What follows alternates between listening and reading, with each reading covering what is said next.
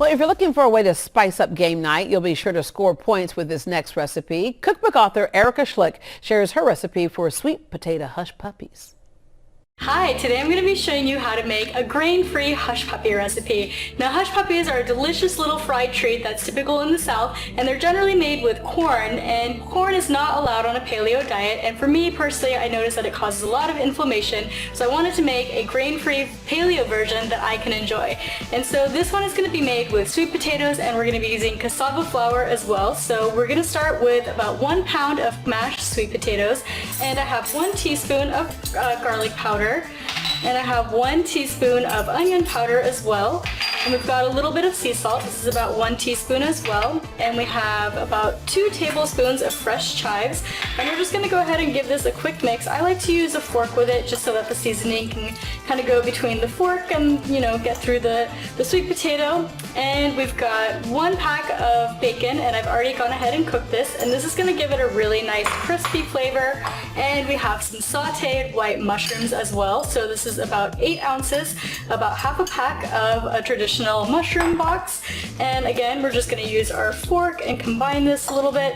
And you'll notice that things are really kind of starting to stick to it, and the sweet potato is separating a little bit, but we're going to bring it all together with our egg. So we've got 1 egg that's been beaten, and now we're going to be adding in our cassava flour. So I have half a cup of cassava flour, and you don't need to sift it, you can just kind of put it in as is, and you'll notice that the sweet potatoes are going to start to get really sticky, and this is going to really help to hold it together.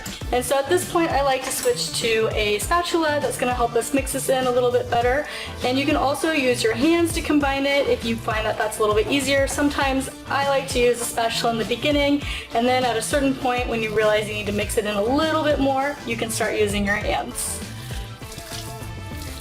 Okay, and now that our hush puppies have been fully combined and mixed together, we're going to start forming these into little ball shapes. And it's a little sticky, but don't worry, you'll be able to form a ball just by swishing it in your hands. And we'll just go ahead and make it until we have all of our mix combined before we go ahead and start frying these. And you want them to be probably about an inch and a half diameter each, and that's going to be a perfect hush puppy because it'll be nice and moist on the inside and nice and crispy on the outside.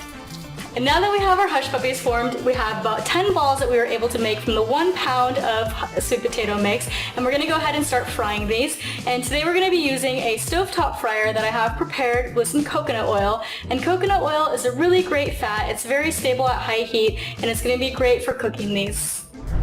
Now to cook our hush puppies, we have our deep fryer heated over medium heat with our coconut oil, and once it starts to simmer, you can go ahead and raise the basket and place the hush puppies into the basket and dip them into the fryer, and it'll take about 4 to 5 minutes for them to cook. And once you pull them out, you can use a slotted spoon to remove them from the basket, and go ahead and set them on a prepared dish that has a paper towel on it so that any of the excess oil can drain, and let them cool completely before serving them. Okay, our hush puppies are fully cooled and ready to enjoy. So these are ready to go. I'm going to go ahead and take a bite and make sure that these turned out good. So good. The crunchiness of the bacon with the sweetness of the sweet potato and just the crunchy outside is absolutely delicious. You're going to love these. You're not even going to miss the hush puppies with the corn with this recipe. You can get this recipe on my blog, thetrailtohealth.com, and you can also get other delicious and healthy recipes in my cookbook, Wandering Palate, which is also available on my website and Amazon as well. I hope you enjoy the hush puppy recipe.